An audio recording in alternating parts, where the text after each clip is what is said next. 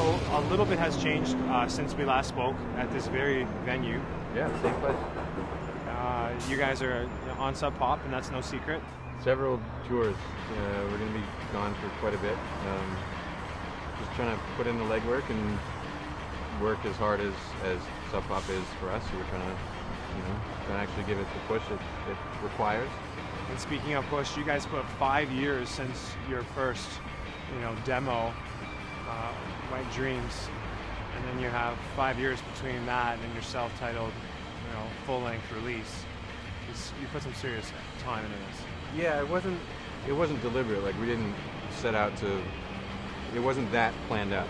It was the opposite. It was just we didn't even know if we would, how seriously we were going to take it or how much we would do. So we just kept writing songs and playing shows, and we would record whenever we had money or whenever we had time, or if someone that were friends and stuff wanted to, like, oh, I have some studio time, come check it out, like stuff like that. So it wasn't a conscious decision to take that long, but because we didn't really have a game plan or let alone a home for the record in terms of a label or anything, we just figured why rush it.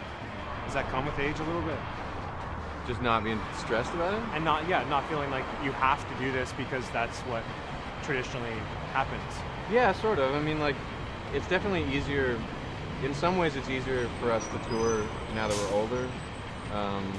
But in some ways, it's more difficult. We're old, you have creaky bones, and we get tired and stuff. But and he hits the shit out of the drums. That's the only exercise I get, so I gotta do something. And you say you didn't do it intentionally, but you tried to.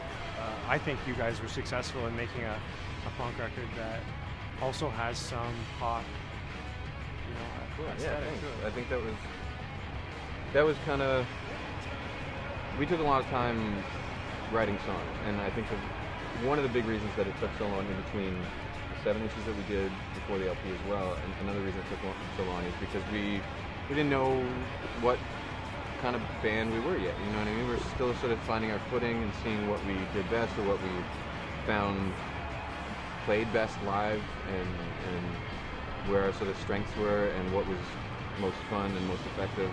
And just, I mean, bottom line is that we did everything that would please ourselves because we had no idea whether it was going to get attention from anyone, so the only thing you can do is focus on whether everyone in the band is collectively happy with what you're putting out. There's some really, really smart and intelligent people involved in that record. Yeah, we really lucked out. Graham Walsh from Holy Fuck, he was getting more and more into recording and producing and stuff, and we knew him as a friend, but we'd never worked with him before. And then he was like, he was talking about wanting to do more studio stuff, so he approached us about recording some new stuff, and we were, yeah, why not? So we were totally flattered, and to some people it seemed like an odd choice, but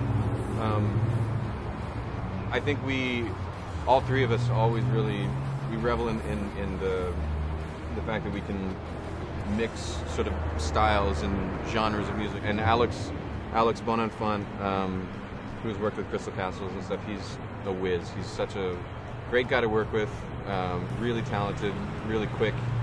He's very easy to get along with, and he has great ideas, and at the same time he'll cater to whatever you want him to do, but he's very smart, so when his suggestions come up, he really, you take it to heart, and you take his advice seriously. So the combination of working with both of those guys was just, I really think it had a lot to do with the way the record came out. So we always kind of set out to write. We're all like huge pop music fans, so the noise, it can be pretty abrasive and noisy at times, but we spent a lot of time making sure that those noises weren't masking anything. They were actually sort of trying to contribute and be an additive to the other stuff that we already had going on. So at the root of it, we always try and make sure that without all the junk on top of it and stuff, that it actually is a well-formed song that has great pop elements and structure and things like that. And we play with that, but we take a lot of influence from sources that wouldn't seem like they would be what we would. Lionel Richie. That's what he's trying to say. Well, you'd be surprised. There's some weird ones in it. It sounds made up, but from the get-go, we've never really talked about what we were planning to do or what we're going to do. We hang out as three friends, and we really can't formulate stuff unless we're just all in a room, just sort of plug in and start riffing on stuff. And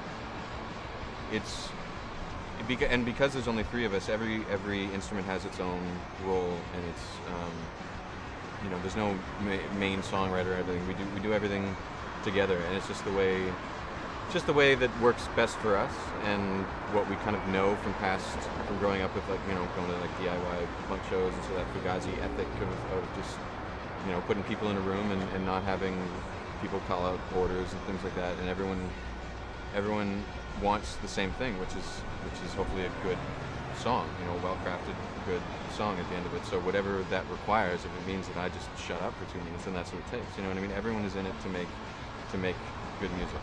Well, thanks for including us in your itinerary here in London before you take off.